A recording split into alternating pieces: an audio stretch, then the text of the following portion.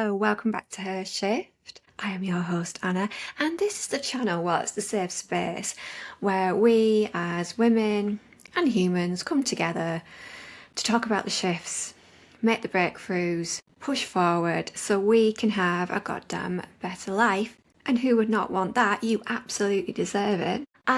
Before I talk about this week's shift, I am just going to briefly mention last week's episode with the lovely, incredible, vivacious. There's a lot of words I could use to describe her. Amelia Rose, and can we just give her an applause? When I set up Her Shift, it was all about being raw and real and organic and having a chat and being vulnerable and just putting stuff out there to be seen and therefore make others feel, do you know what, I'm not alone. And that episode, while it was a long one, yes, it should have been 2 parts. The feedback has been incredible, and it just brought that to light. She was so real, she was so candid, she talked about such personal things and showed such bravery and vulnerability in this episode. In fact, I loved it so much that I've just recently had a chat with her and we're talking about moving forward in the Her Shift space together. So lots to look forward to there. Now, this week I'm going to talk about a shift where, you know, when you go to something that you're not expecting much. And I went to, well, it was planned as like a yoga retreat. Well, not even like a weekend, but it was like an afternoon, evening. There was going to be breath work, there was going to be mindset work, and at the end, there was also going to be fire walking. Yes, you heard it, fire walking. However, I'm not talk about the fire walking. I will. I'll let you know how my tootsie's fared, but all I can say, I might have to put OnlyFans on the burner with those fake pictures for a while because I didn't come unscathed. Anyway. There was an amazing mindset exercise that we did during this retreat workshop that absolutely, it was one of those, I'm going to remember that and I'm going to teach it and I'm going to pass it on. And we're not going to gatekeep here. It was such a predominant shift and I'm going to do it. I'm going to do it here. I'm going to tell you the things that I wrote down. I'm going to do it as an exercise. You can follow along at home. That's what I'm going to say. And by the end of it, you will realise what your purpose is, your goal. You know, I don't like the word goal, your purpose, what it is that's blocking you moving forward, and who you need and what you need to do to get to where you want to be. So you can have a goddamn better life. Exactly. So, and just thought I'd mention, I have, if you're watching on YouTube, yes, I have had my braces removed. Look at that, the megawatt smile. I've actually got my retainers in right now because it feels a bit safe, because you've got to remember I had my braces on, right, for nearly 33 months. And when they took them off, instead of me being like, oh my God, I love it, I was actually like, shit, my teeth are going to fall out. That's how it feels. It felt like the metal had been architecturally holding them up this entire time. I know it's not true. So I meant to wear the retainers solidly for 3 weeks and then just a night, but I probably will just keep them in. Anyway, I love it. Yeah, love it. Anyway, so I go with my pal Gemma, and it's completely free workshop retreat, about an hour away. And it was one of those, saw this, thought of you. And I don't know why she would think that I'd want to go walking on fire on a Sunday night, but she did. And I think one of the things that I've learned over the last few years is massively to keep an open mind. It's so important, because that is a block in itself. If you think how something is going to be, good, bad, anything in between, then you're already selling yourself short and you're blocking what could happen.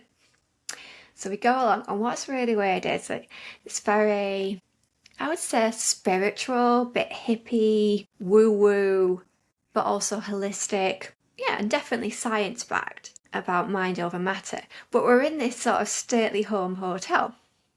And we were in the drawing room, the old drawing room. And it just made me think, and I was looking at all the portraits on the wall, and it was definitely from like well, I know Bridgerton's fiction, but that sort of era, you know, ladies would take a turn walking around the drawing room.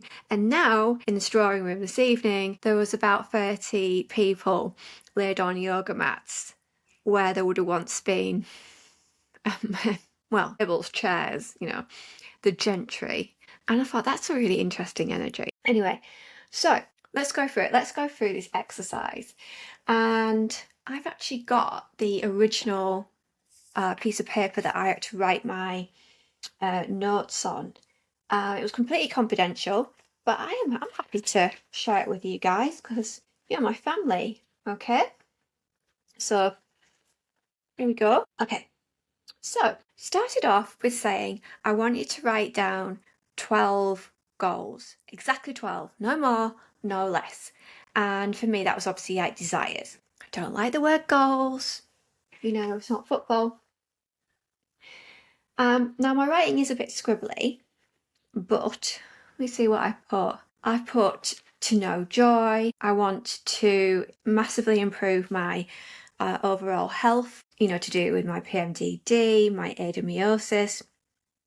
I want my relationship with myself to improve and to elevate my level of self-love to fully understand it. I've also put things down that are more material, sort of acquiring a higher level of wealth and stability. I put down, obviously, for the kids to thrive and succeed in various ways, and their health too. I've put in terms of what I would want my body and my strength and my fitness to look like. So I put I want to be strong and fit and powerful. And at the bottom, I've written a few key words that were coming up through this, and it was safe. Safety is a big thing for me, especially because I've been in survival mode for so long. And I've also written love. Now, when I did a past lives exercise, love came up a lot for me, as in it could be my superpower energy. Like I really do. When I feel love, I really feel love. Is there anything else I can see that's really have scribbled it? I've put experiencing sun chasing, so you know, more lived experiences, travel, etc. So there were 12 on here, and obviously it took a few minutes for everyone to write down. She didn't want anyone to push, and when I looked around the room, there was lots of ladies. I say ladies, I think there were two or three guys. I actually think my lobster would have liked it. I think he would, you know, he does try new things and he might have liked this, but it was predominantly ladies. And they were all like, you know, pondering, pen in the air, really thinking. You could really sense the whole, you know, if you could have anything, what would it be? And they wrote them all down. And then we started to whittle it down. Now, I found this really uncomfortable because my first response was when someone said, I want you to cross 3 of the least important things off that goals list. My first response was like, how dare you? They are all so important to me. If they weren't, I wouldn't have written them down. And I'm not going to cross off things like my children's health, etc. So my initial response in my head was defensive. But I was like, no, just go with it. It doesn't mean anything. You know, no one's going to strike you down. You know, if you get there's no wrong answer. So I think I started with like the material things. And then she said after that, I want you to cross off another 3 things. And I was like, oh shit, I'm going to struggle with this. Because again, they're so important to me. I wouldn't have written them down. Also in my head, I'm thinking, I can't write off things that are based on other people, those that I love, my children, my lobster. I can't cross off goals or dreams or desires that involve other people because that's really selfish. But I opened myself up to it and I went, no, without judgment, what would you cross off? And you can see where this was going. So we crossed off until we got down to the last 3. Now, my last 3 was my relationship, as in, like, that's my absolute, you know, to have an amazing relationship with myself. And then I put, obviously, my kids. So I put my son's happiness and health, and then I put my daughter's. I think I put health and success. Because I thought there's no way I can cross those off. And then, you can guess what was going to happen, she said. you've got to cross off 2 more and leave the absolute. And it was really hard. It was really hard because I was like, right when I had 12 of these desires, they meant so much to me. And then suddenly someone's like saying, no, now it's just, you need one remaining. So I took a deep breath and I realised, and you can see it here, like I've circled it, the word myself. And I'm thinking, hang on a minute, none of those will count for anything, including my children's health, success, and them thriving, if I am not pouring this cup full of self-love, if I'm not looking after myself. So at the time, against my better judgment, but now realising how liberating it was, I put for my purpose to be to build an absolutely incredible relationship with myself that's full of self-love and trust, because thinking, God, if I love myself even close to how much I love others, particularly my children, how incredible would that be? And how much of a better mother, person, lobster, the whole shebang would I be in that instant? So that's what I got down to. Okay, next part of the exercise. And I was like, oh, okay, yeah, no, I get this. And it felt really great that I'd circled myself. And I got going to turn the page. The next part of this exercise, and I hope that you're doing it right now, is you do it in your head, or you can write it down. Was so knowing what you need, knowing what you want, knowing what this absolute priority goal, desire, dream is. You would therefore need a mentor, someone to guide you, someone to help you, someone to show you the way. And you've got to write down the traits of what that person encompasses. And it can be man, woman, or creature, I suppose. But so you have to write down kind of who that would be, and also to give them a name. And it could be absolutely anything. And I put like warrior, and then I put prince, princess. I sort of thought of Saoirse, Princess Saoirse from the Willow film, because I've always like technically she is a Disney princess now, right? Because Disney took over, but she was such a badass princess. I mean, she was brutal, and obviously she wore full armor, and then she had amazing. She would whip her helmet off, and she didn't have helmet hair. She had amazing flowing, flaming locks, and perfect no makeup skin, and yeah. Anyway, I think I was like girl crushing on her as a kid. So I've sort of hinted at that. And I thought, with that in mind, what would someone like who's a warrior, a hero, how would that help me achieve this? How would that help me fulfill this goal of having this incredible relationship with myself and loving myself? And the words that were coming up, and I was really in the zone, which surprised me, because normally in a room with strangers, or apart from Gemma, I was thinking I couldn't normally do this. But I thought of things like, I need them to be brave, I need them to be strong, I need them to be determined, but not shout at me. I need them to be kind, patient, but firm, maybe even borderline strict. I need them to be strong, but also have that level of empathy, not guarded, not cut off. And then I felt the word that came up was abandonment. They won't leave me, as in they are going to be there for me at times, and when they are, they're not ever going to leave me. They're not going to stand me up. They're not going to ghost me. They're not going to die. They're not going to run away. Now, the die thing comes up because I had a lot of these qualities in my dad. And while I know, of course, it's not his fault that he passed, there is a sort of story in my head that I could only love someone that much who then would leave me on some level, which he kind of did. I know the situation's a bit different, but he did. And then I think, like, carry me, hold me, reassure me, believe in me. And then I thought about other characters, and I thought about from films that have always given me the tingles. And I've always obviously liked really strong women in films, like Princess Saoirse. I also really like in Crocodile Dundee, Sue Charlton, the lead lady, who's this New York journalist and real 80s it girl. And I love the ending scene when she realises that she is in love with him, and he's gone to the subway, and she kicks off her heels and she runs down the street barefoot, chasing after a man to be vulnerable and just to tell him that she loves him.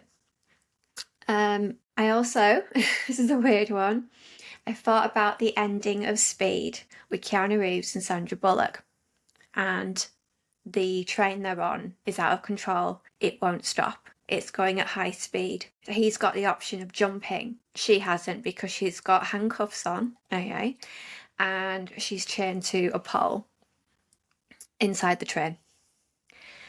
And she tells him to. She's like, leave, jump, go. And then she just sort of surrenders and drops to the floor. And what does he do? He just walks slowly over to her on this high-speed train. He sits down on the floor with her, with the pole between them, and holds her. And then she slips her tied hands around his neck. So it's like he has the ability to be free to walk out the cage, but he doesn't.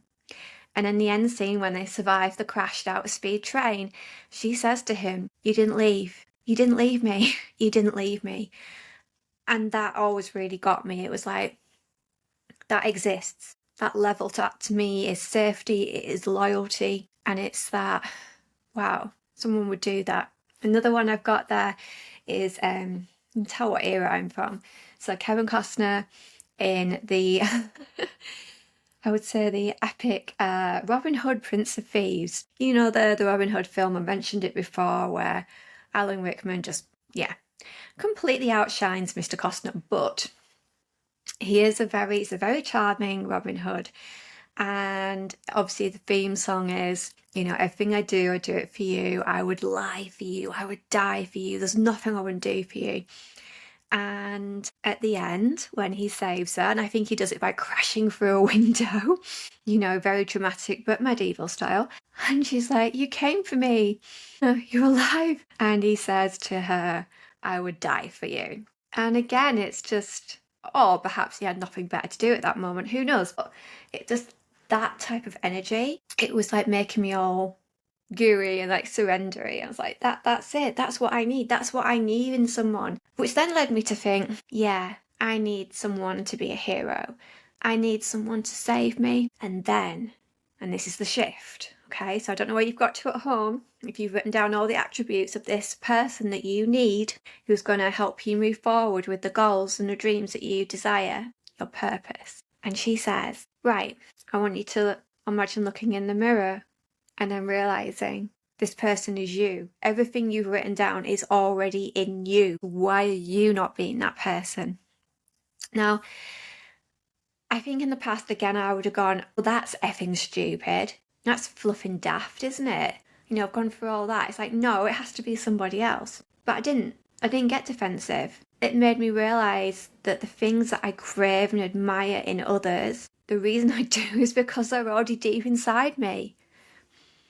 I would be more, I want to be around people like that because I am like that inside. It's just that I have this story and I've grown up being told that I need to be saved, that I'm pathetic, that I'm a princess, that I'm weak, that I've got no threshold for pain, or, that I'm lazy, I'm this, I'm that, and everything. And I will need someone to swoop in and save me. And while I think that would be nice from time to time, there's nothing over the years that suggests that I've not done that for myself. At every single point, I have done that for myself in the same way. I have been the hero in my own story. All those attributes that I love in others, I carry them deep within me already.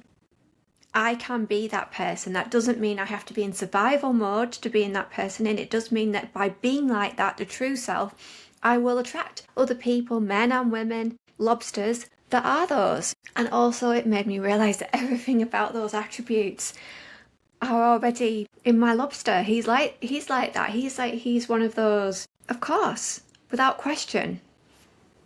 And he brings safety to my world and my space. But how even better would that be if I also brought it myself? I'm pretty convinced I already do it for him. I already do it for my friends. So why the hell am I not doing it for myself? So what things have you written down that are qualities and attributes that you fit in a person, in a mentor, that you need to achieve what you want to in life, that you actually already have inside you? And no one's stopping you but you. Do I sound like a life coach now? I'm beginning to feel it, if I'm quite honest. It then made me feel like one of the songs that I really like, it is Bonnie Tyler's Holding Out for a Hero. You know, the Welsh songstress. Oh, I love a bit of Bonnie. She's sort of like Dolly Parton of the valleys. And in that song, it's, you know, where have all the good men gone? You know, where's, you know, my white knight on a horse? And where is, you know, he's got to be this, he's got to be that. What if we changed he's got to and men to she's, as in I? What if she's got to be brave, she's got to be bold, she's got to be fresh from the fight? The fight could be a bit different.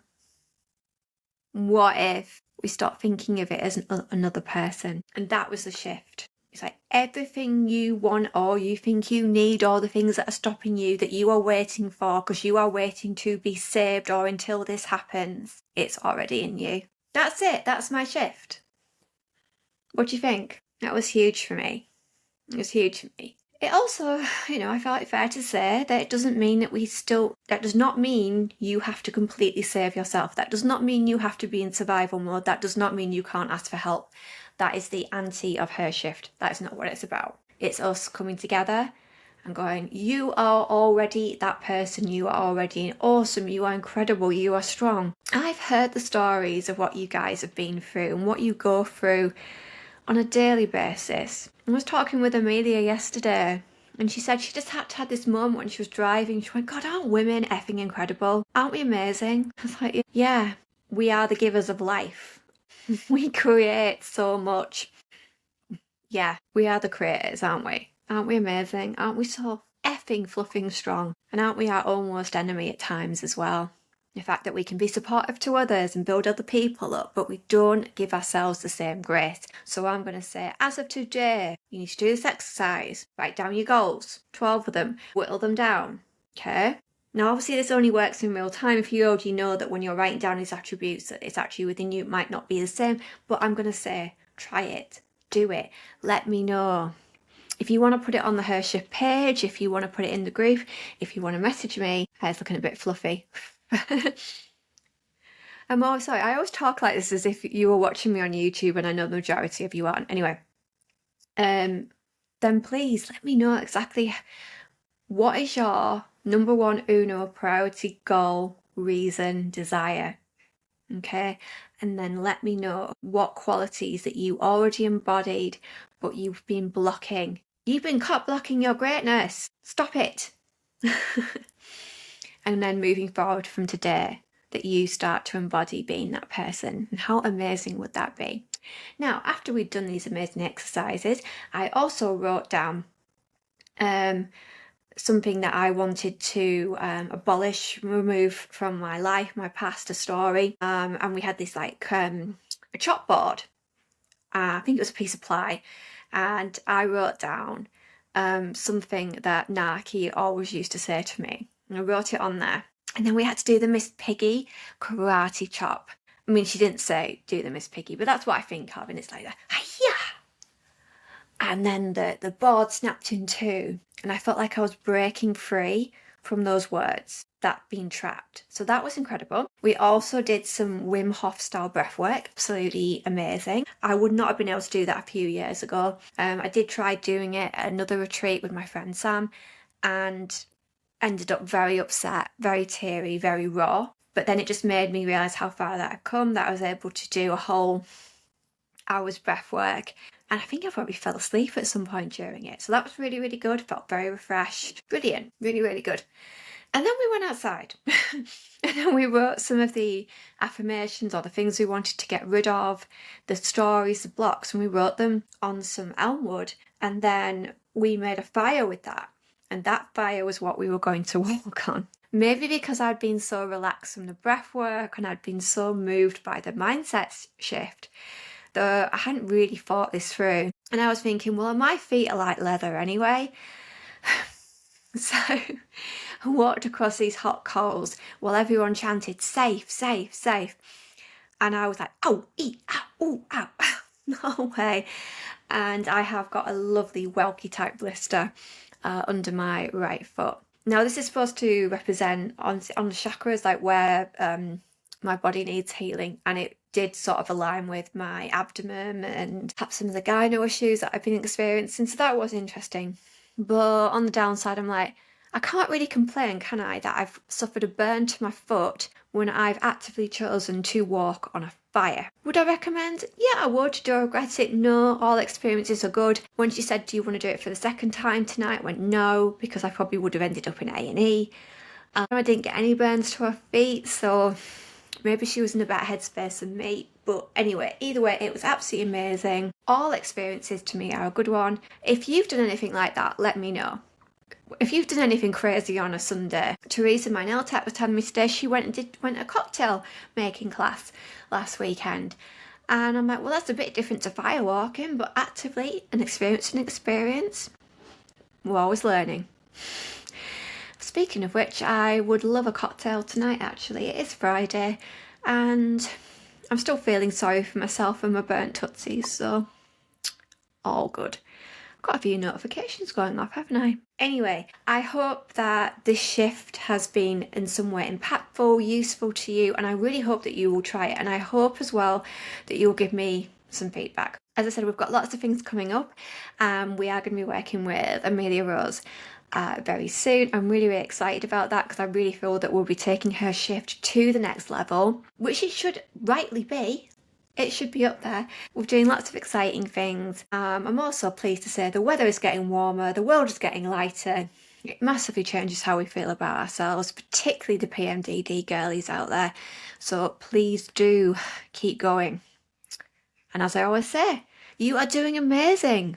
Please keep going. You are stronger than you think. You really are. I am in such awe of you. And as always, sending all my love.